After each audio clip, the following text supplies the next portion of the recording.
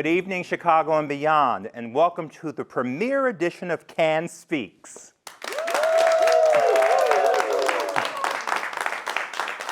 Each presentation of Can Speaks will place a spotlight on a single topic experienced through the eyes of 3 guest presenters.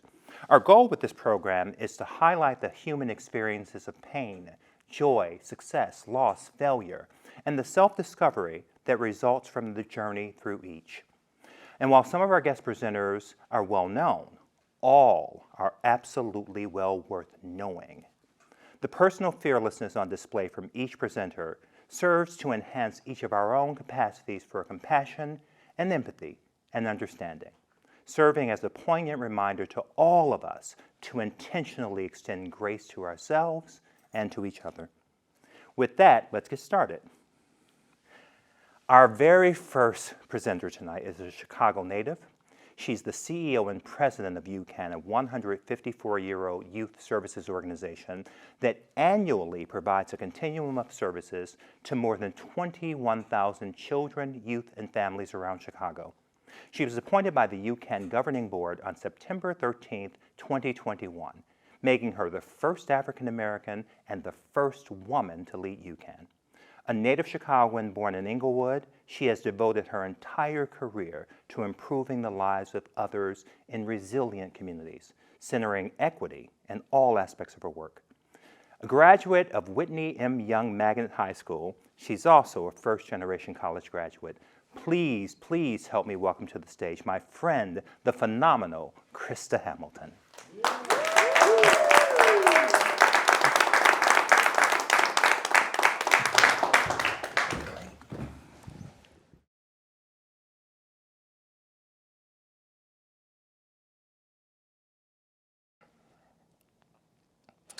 December 30th, 2013, I gave birth to my beautiful baby girl, Ryan. I was 32 years old. I'm the middle child of a younger sister and an older brother who both had children already. I think my family had decided, they didn't tell me, that I was just gonna be the cool auntie forever. Needless to say, my family welcomed my beautiful baby girl with open arms into our family. Everybody was excited for me, especially my 2 oldest nephews. See, Ryan was born 7 weeks early, weighing only 3.5 pounds.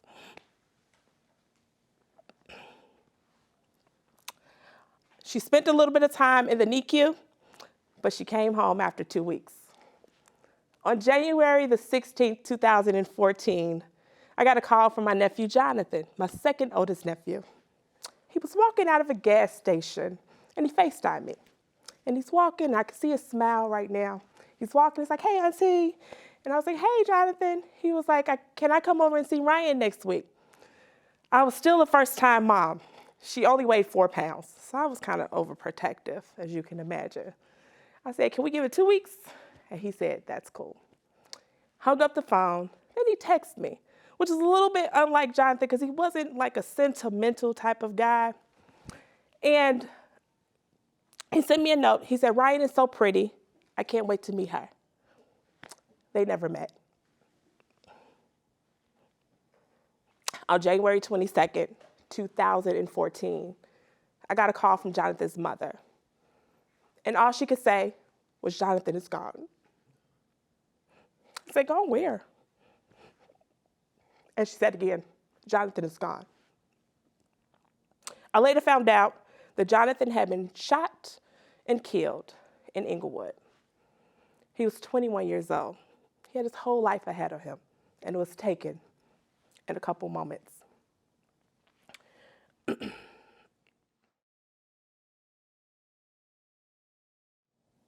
Jonathan was a son, a grandson, a nephew, a brother, a boyfriend, and our family has grieved the loss of him ever since. In Chicago, we've all heard the headlines on Monday morning.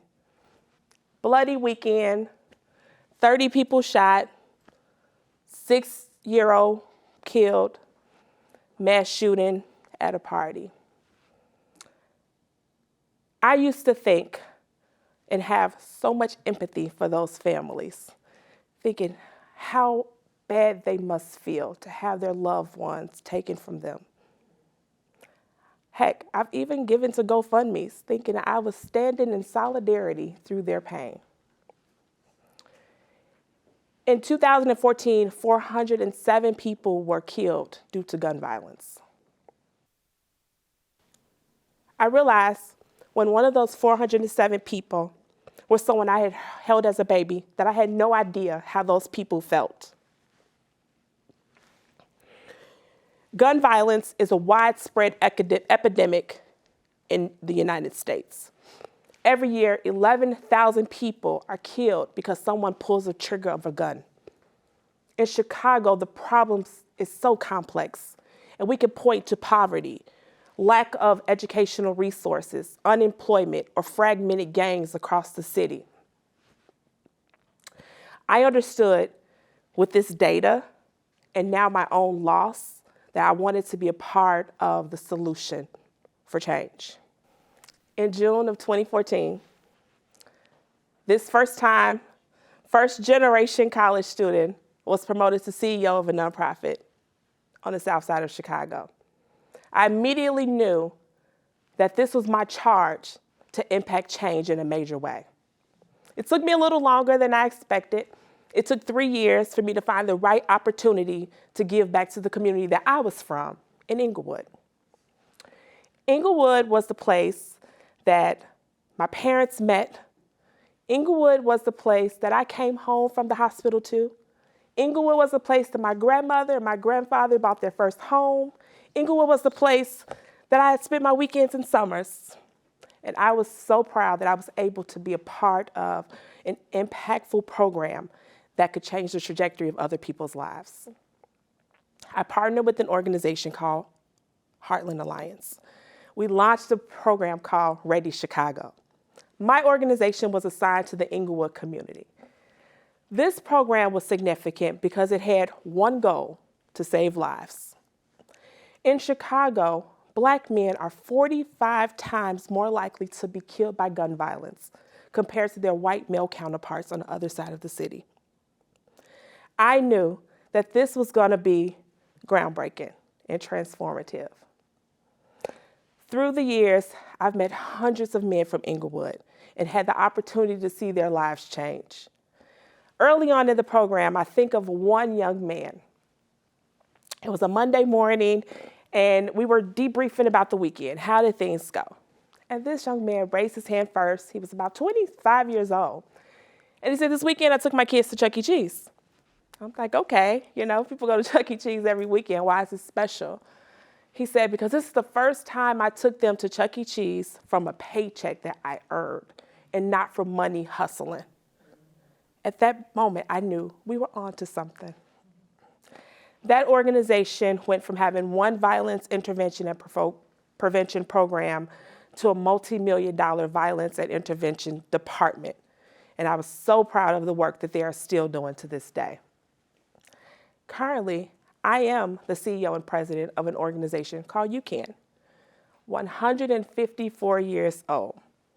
I get the opportunity to lead a staff of 600 employees across the city of Chicago, of which 100 of them are violence intervention and prevention workers. 365 days a year, 24 hours a day, we are out preventing and intervening on violence in our neighborhoods on both the south and the west side. Our intervention work is significant because we're jumping in and we are making sure, or we're helping to prevent violence before it even occurs, which is what's important to me. My goal in this work is to hope that no other families have to deal with what me and my family has had to deal with. My team is scrubbing the internet looking for potential conflict. My team is working with opposing gangs to create peace agreements. My team is setting up barbecues after a shooting has happened to make people feel safe coming out the house. I am extremely proud of the work that they do and blessed to lead the charge. I have a picture in my office of 7 young men that me and my team took out to a fancy dinner in downtown Chicago. It's safe to say these men had the time of their lives that night. They were dressed in suits, they looked really good, they ate great food.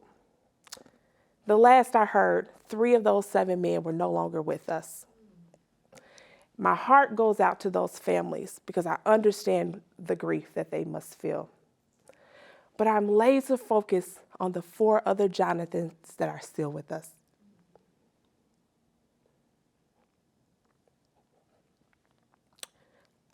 I hope the work that we do will keep them alive so they can fulfill their God-ordained purpose in this world. My dream is that one day, UCAN will no longer need 100 violence intervention and prevention workers.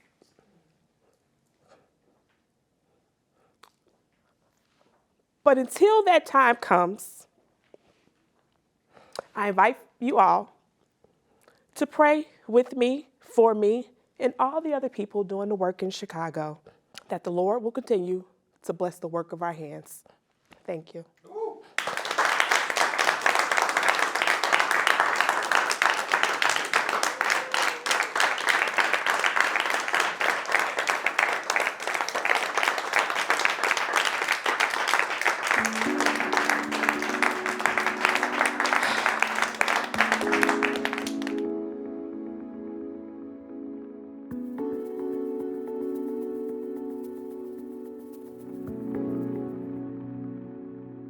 Our next presenter lives by the mantra, be yourself, everyone else is already taken.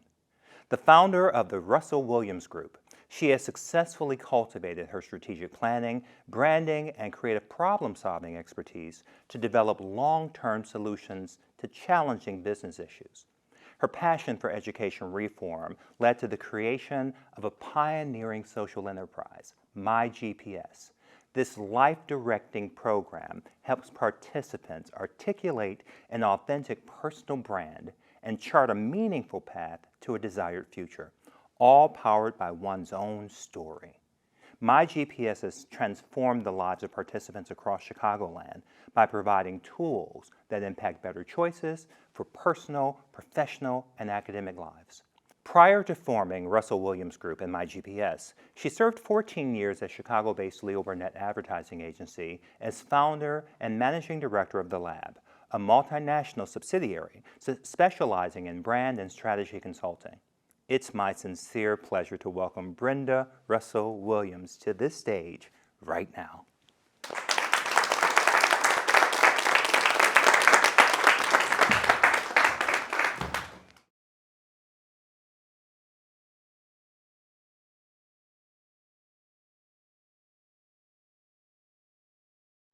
Good evening, everyone. I'm here to share the story of my son, Cameron Russell Williams, whose number one big advice to me was always to make sure that I had my shoe game right.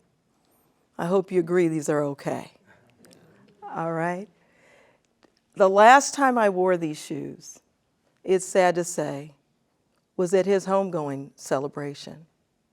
I wanted to make sure that when I stepped in on that day, he would be pleased. 2 years ago, I hate to use the word lost. I like to say that Cameron actually ascended.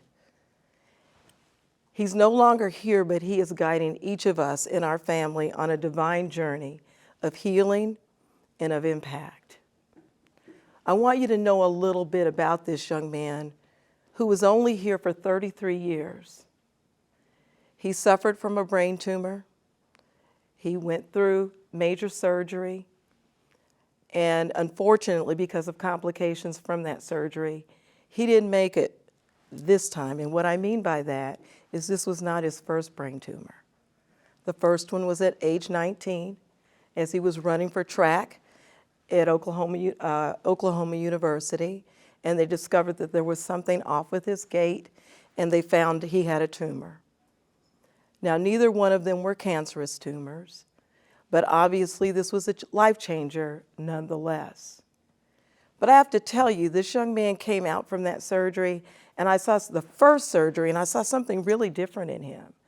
At 19, he began to understand that life mattered, that life was important, and that you have to get on with it and you've got to make things happen. Not just think about it, not just dream about it, but actually do it. And in the time between age 19 to 33, we were able to witness a young man who accomplished more in his life than most people do at the age of 80. And the interesting thing about that is, as his mom, I really didn't know all that he was doing and all the seeds that he was sowing until that day that people were coming up and talking about him at his celebration.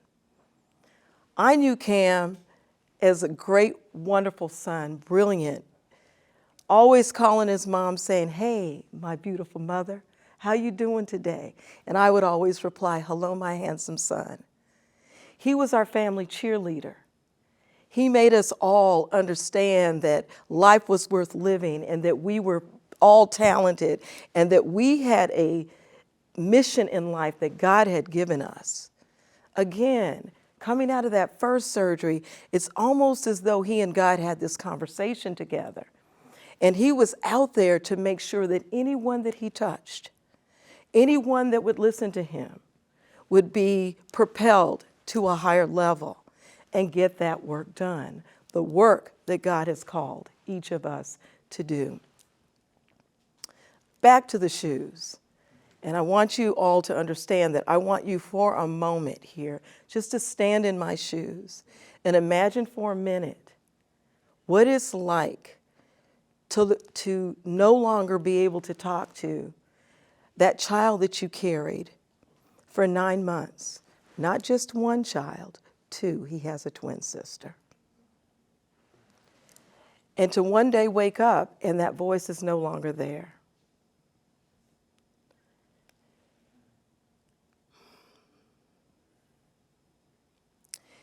Cameron knew in this second surgery that something might go wrong. It might not turn out the way it did the first time. And so he had a meeting with his sister. They were in there conspiring about something. I don't know what it was all about. And he said to her, "Go get Mom because I need her to agree with me about something." So I walk into the room and he says to me, "Listen, if anything happens to me, I want you to promise me that you are not going to bury me in a suit. I don't want anybody coming in there with ties and suits and being hot. I don't want any of that. I want a party that is lit. I don't want you to put my dogs down." And let me tell you about these dogs. My son did nothing small. A Great Dane and an Akita. Okay? And the third thing, with a wink and a smile, I want a parade. Now I knew him. He really meant that he wanted a parade. I will let you know that we did all that and a whole lot more to celebrate this unique young man. But this was not easy. I never imagined in my life that I would have to bury my own child. This is out of order. It makes no sense.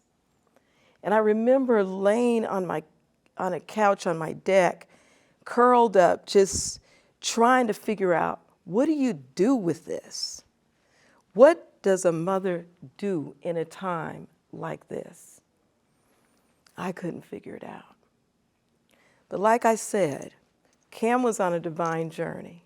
He was a very spiritual guy, and we were connected in a very special way. And as I was laying there, I heard this voice, this big, bold voice say, "Mom, Mom, you're going to have to get up now. You're going to have to get up. Don't go getting old on me. We have a lot to do."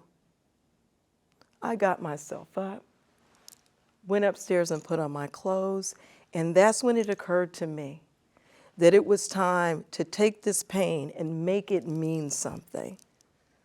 I did not just want to fold.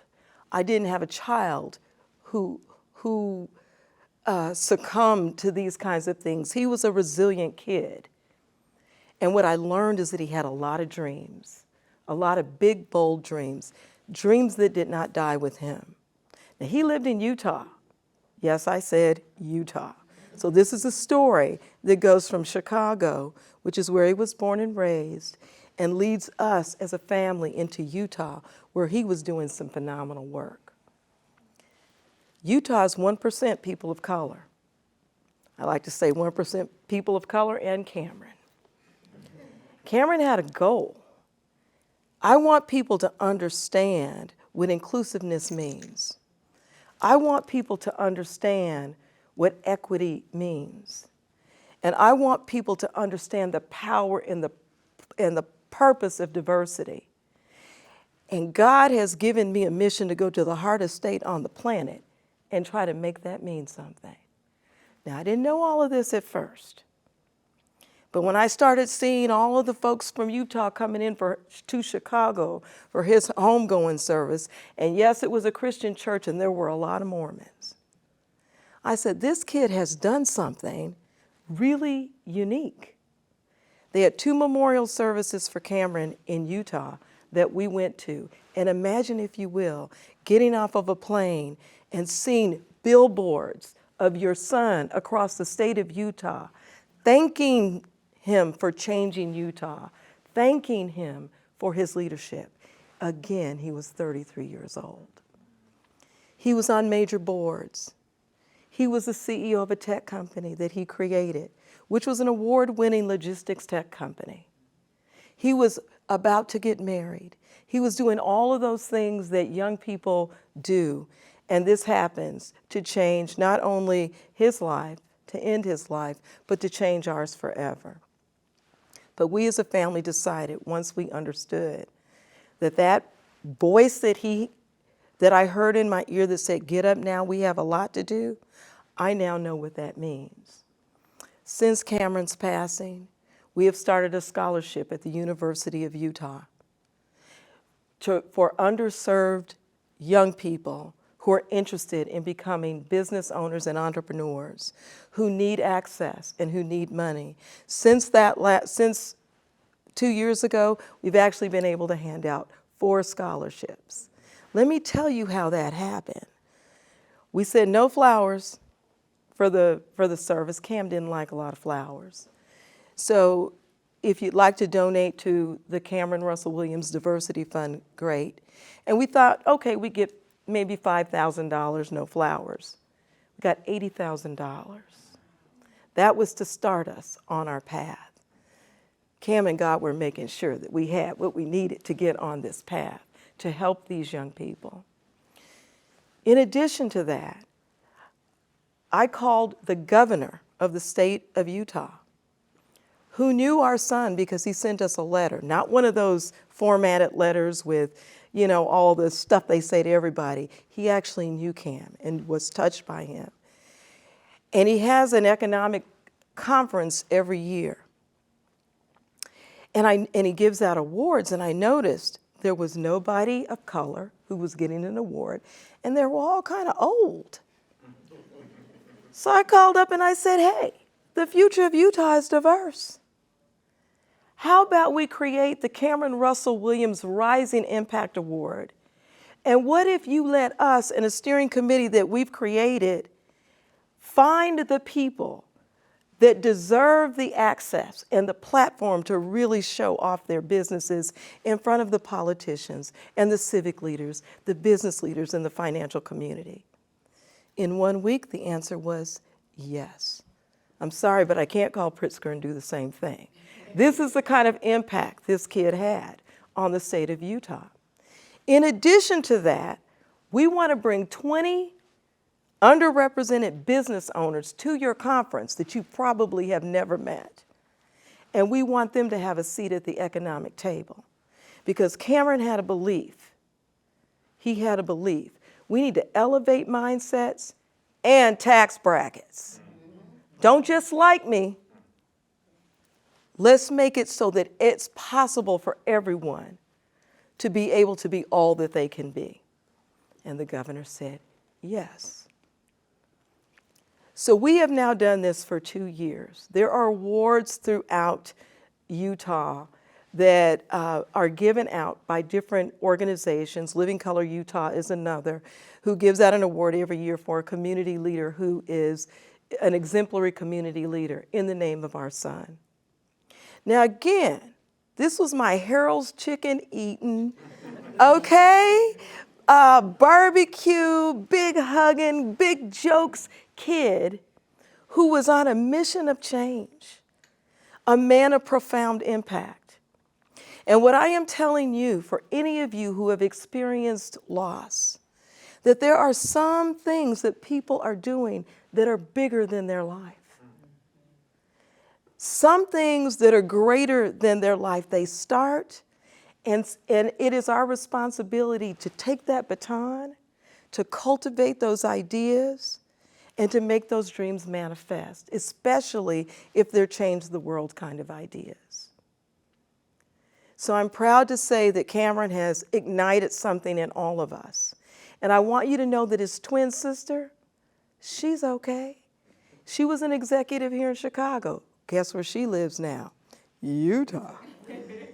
She is now the CEO of a tech company that focuses on transportation logistics, the first Black female person in this field. She has been able to win awards from the NBA Foundation for her business ideas.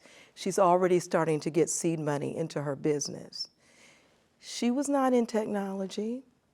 She was an educator. How did this happen in 10, 11 months? Cam and God have a plan, and we are all ignited by that. I want to say 2 things as I close. Number 1, in the words of Cameron, think big, then bigger than that. I have to say that again as I stand in these shoes. Think big, then bigger than that. That is the mantra that we as a family use as we continue on our healing journey. Lastly, from me, I want you to know that while I may be heartbroken, this is something I thought I could never live through. I want you to know that the Williams family, our spirit is not crushed, nor is Cam's. Thank you.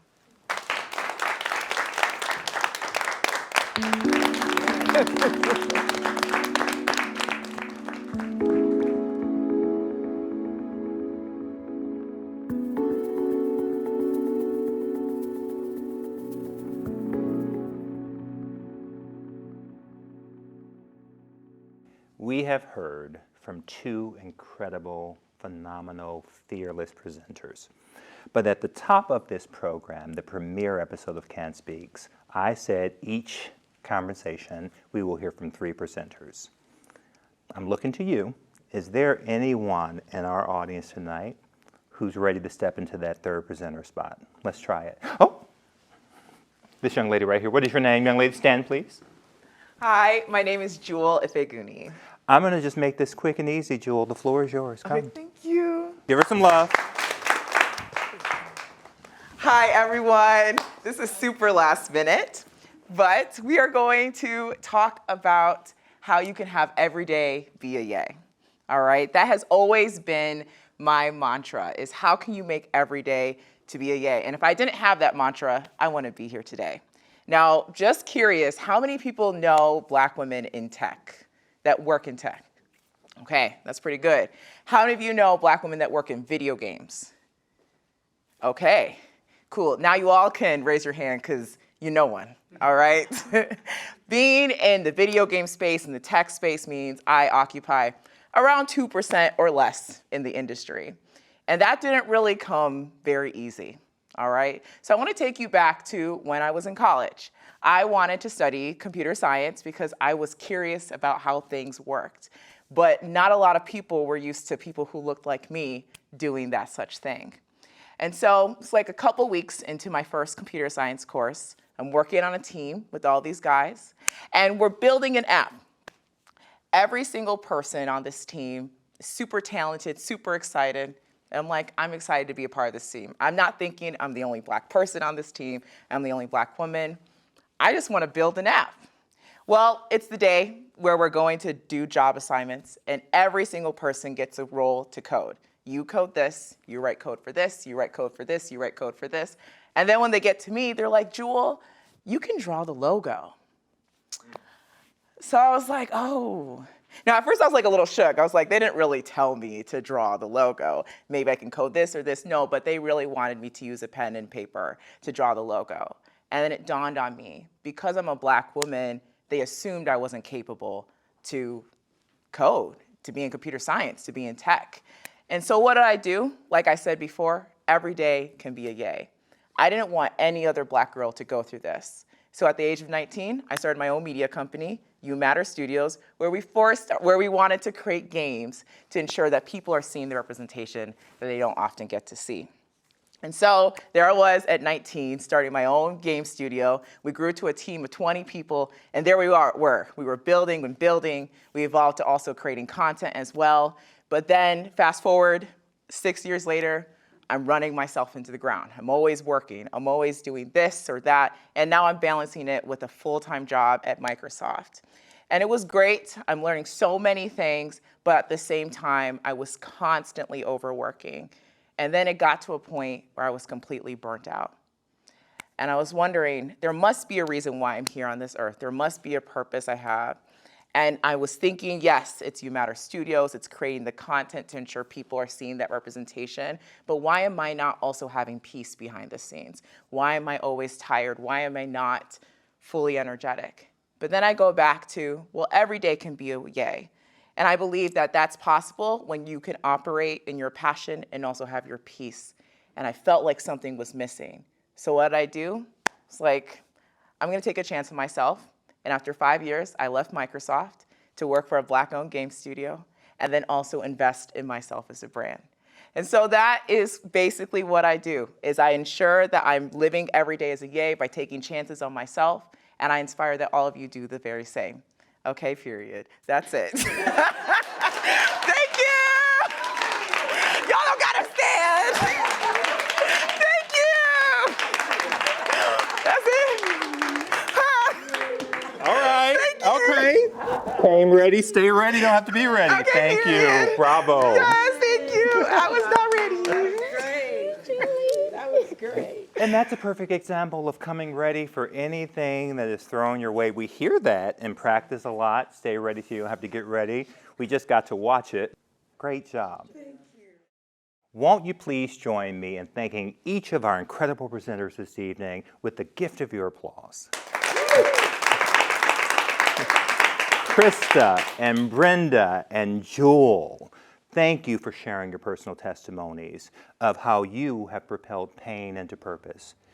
Our hope is that each of your stories will serve as powerful reminders that encourage us all to see the opportunity that exists in all of us to find our way in our own time through the process of grief and loss, finding peace and purpose in the valleys of life.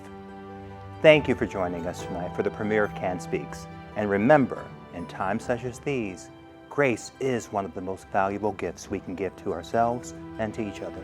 Until next time, Chicago, good night.